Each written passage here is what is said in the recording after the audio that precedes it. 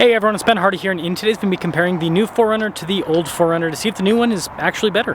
Before we get this video, I want to give a huge shout out and thank you to the Orem Toyota here in Orem, Utah for giving me some time with both these 4Runners. Link to their website in the description down below. Link to my car buying guide as well. Let's get into it.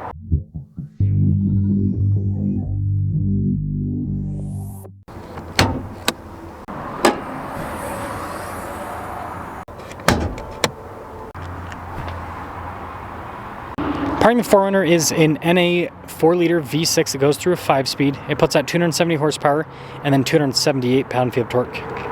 Now powering the new 4Runner is a turbo 2.4-liter 4-cylinder that goes through an 8-speed. It puts out 278 horsepower and then 317 pound-feet of torque. You can also get this with a hybrid, and that puts out even more power and more torque.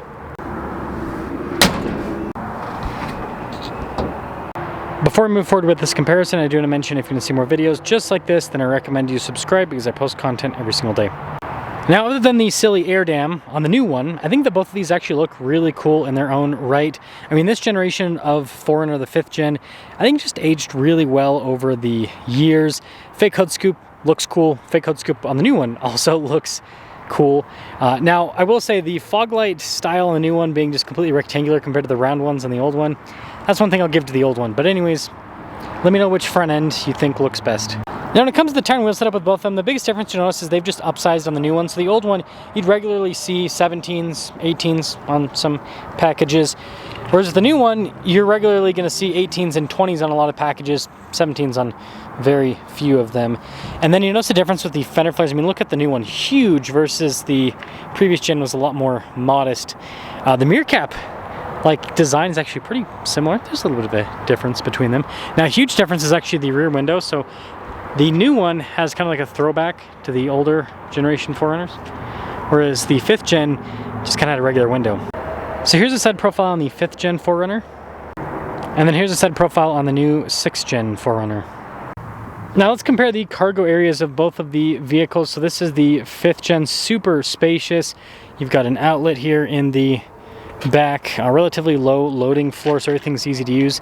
The hatch manual, I don't think they ever made a power hatch in any of the 5th gens, but it's not a problem. I mean, you just kind of plop that down. These two buttons are to raise and lower the rear glass. That's one of the signature features of the 4Runner. And oh, there's the rear.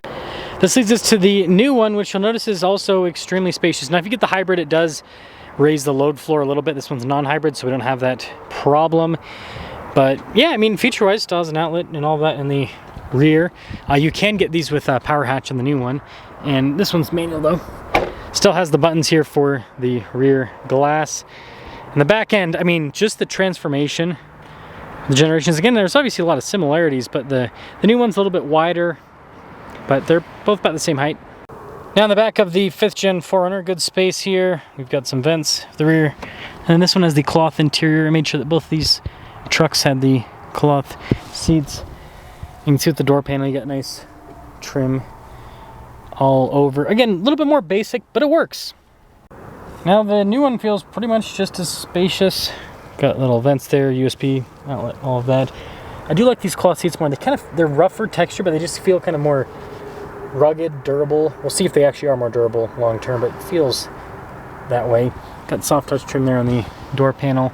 Headroom's good back here too. Let's start with the 5th gen and here, that iconic 4.0. And also look at the gauge cluster. I think this is such a beautiful design. I do think we lose quite a bit when we go full digital with the gauge cluster. And we also lose fuel range with the new 4Runner. These old ones just had a bigger fuel tank, and the fuel economy is not that much better with the new one in the real world. So yeah, you lose range with a smaller tank. Anyways, you got nice trim on the steering wheel, hydraulic with the rack. Talk about that with the driving. But yeah, you can see just big basic buttons, and that is like the interior on the 5th gen 4Runner. Something else that's really cool is, yes, on the floor shift for the 4-wheel drive system. Again, old school classic. And you can see the fuel economy with this, 18.7. Again, the new one, you're really not going to get that much better at all. For the window, which is cool, and this is kind of nice with the trim here. Now this one is a Tier D off-road, so it does have some of the off-road tech. I don't know if the camera's going to pick it up, but basically the multi-terrain select, rear locking differential, A-track, all of that. But yeah, the 5th gen interior I think is, again, it's old school, it's basic, but I think it's aged well. The one thing that hasn't aged well though is definitely I mean, it's not the worst, but like the camera resolution ain't all that good. Quick side note, the new and old 4Runner basically have the same payload, 880 in the old one, 895 in the new one. And let's start up the new one. So yeah, I mean, the digital gauge cluster here is definitely nice and fancy, but also, I don't know, like I said, the analog just has character. And they actually still have big physical buttons for a lot of stuff, and I actually like this new steering wheel quite a bit. But you can see it's gotten a little bit more modern, a little bit more kind of tech looking. Single zone climate in this, by the way. Backup camera resolution, that's a huge improvement. That's for sure, but the tablet on the dash, not so sure about that. And then this whole center section here definitely has quite a bit, like you got wireless phone charging pad. Just like the old one, you still have a 2-speed 2-wheel drive transfer case, but a big difference is just the actuation with it and everything. The old one's very mechanical with everything.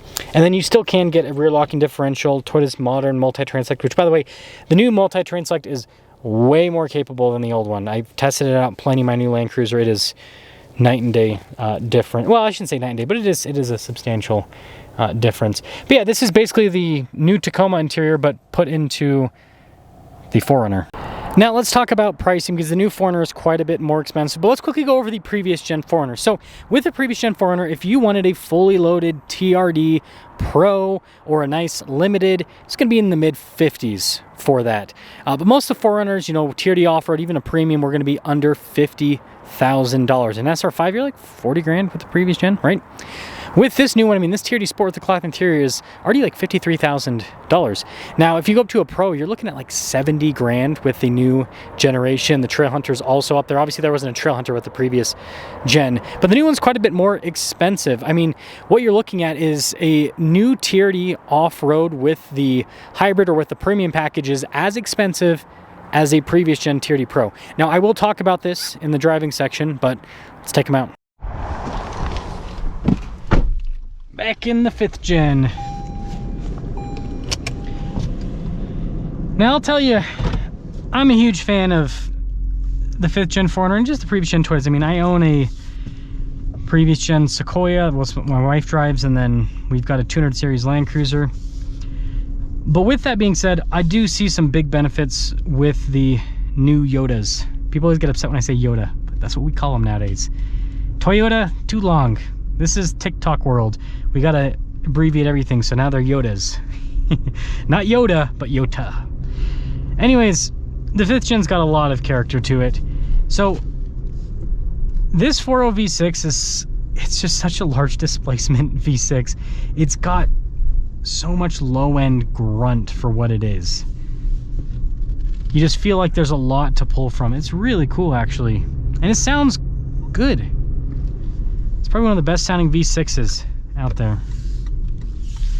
Now, when it comes to the suspension, 5th gen's pretty darn good.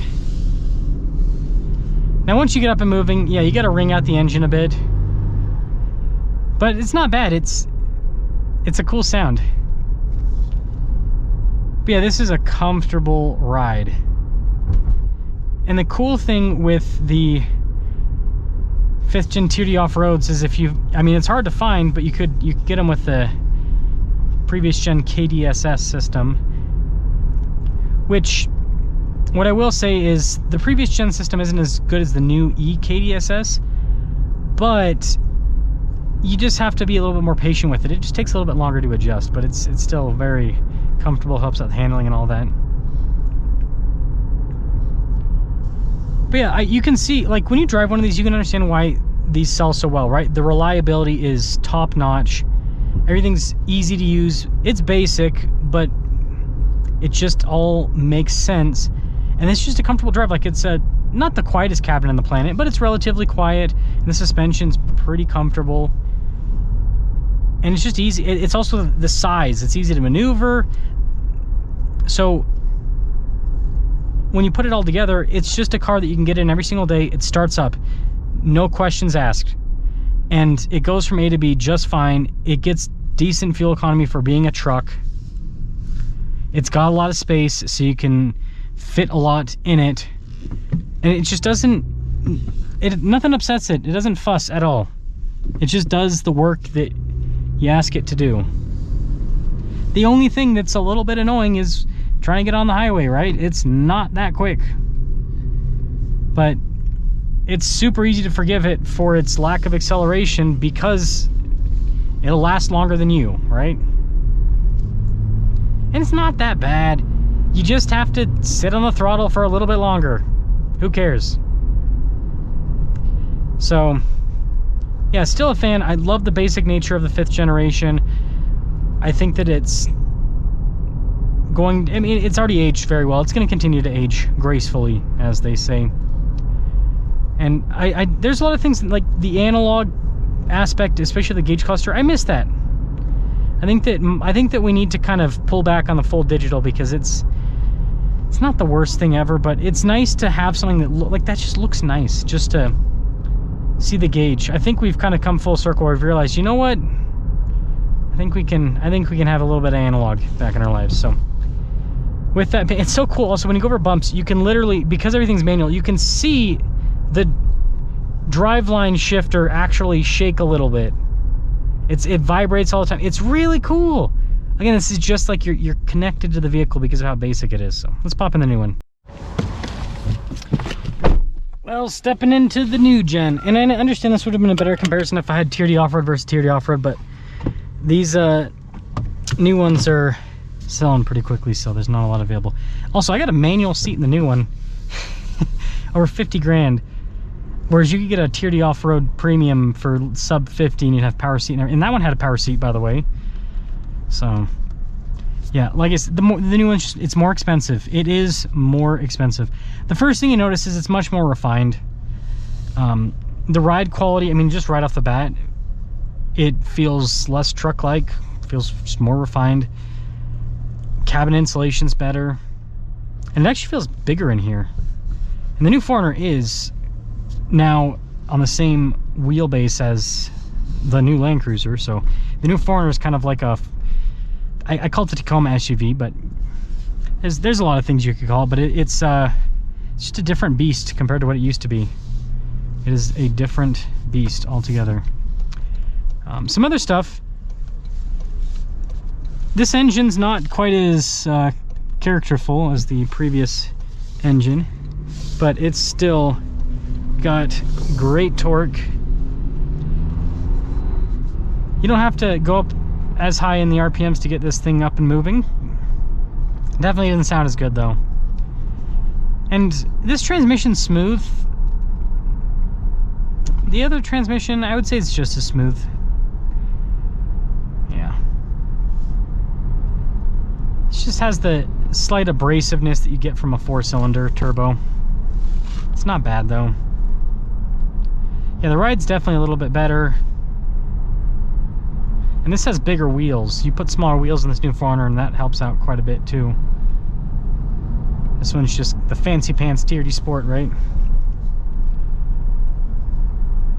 And I have reviewed some of these new Toyotas with higher mileage, and what I've noticed is even though the interior kind of feels a little bit more plastic and everything, it doesn't really degrade over time. It still feels relatively new, so it holds up well, just like they used to. It just kind of feels a little bit cheaper, some of the materials. Yeah, definitely over the bumps, like it's just more comfortable. It's just more comfortable. So, new Toyota versus old Toyota. Well, I think the biggest thing that a lot of people are wondering with the new ones is they, I can't talk, are they reliable, right? Is it as good as the old ones, right? Can they do the thing I talked about 2 minutes ago? Can they do the thing where you just get in, the car starts up every single time, no questions asked, does what you need it to do, no questions asked? And I can tell you with my 250 Land Cruiser, that's the same vehicle as this, right? I have had 0 issues with it so far. Now, I don't have a crazy amount of miles. I'm still sub 9,000, so too soon to really be able to tell the reliability. So I want to keep doing longer term testing. But what I can say is so far, it's done the Toyota thing, and it's been the first new car that I've owned that's done the Toyota thing, right? I've owned a lot of new cars on the channel, and everything has issues within the first 2,000 miles pretty much. Definitely within the first 10,000 miles. So I think that once some of these new gen Toyotas get some higher mileage, And once people can see where the reliability sits, I think then that'll determine what people really think about these. Because ultimately, when it comes to driving, it's just a better car. Off-road, I can tell you that the new gen Toyota, there's zero comparison. Absolutely no comparison. The previous gen Toyota has no chance.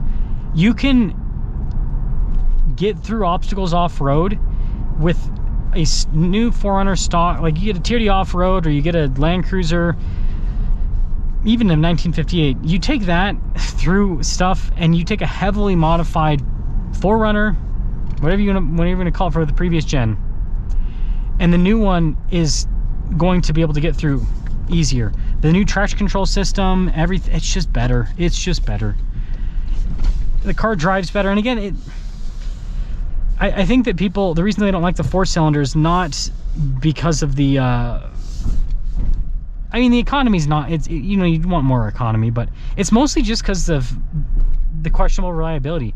If this ends up being reliable, I'm telling you, everyone's going to trade in their old Toyotas.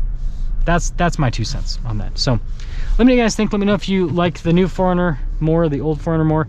I understand the benefits of the old 4Runner. I really appreciate them. The new one, though, provides a lot, and most of the benefits is just, it's more comfortable. You don't have to worry about rust as much with the new one, because it's just all plastic now, right? So you don't have to worry about the rust situation. It's better off-road. It is more expensive, though. So time will tell. I'll keep putting mileage on my 250 Land Cruiser, and we'll see how reliable that thing is. If it's reliable, maybe you guys will be in one too.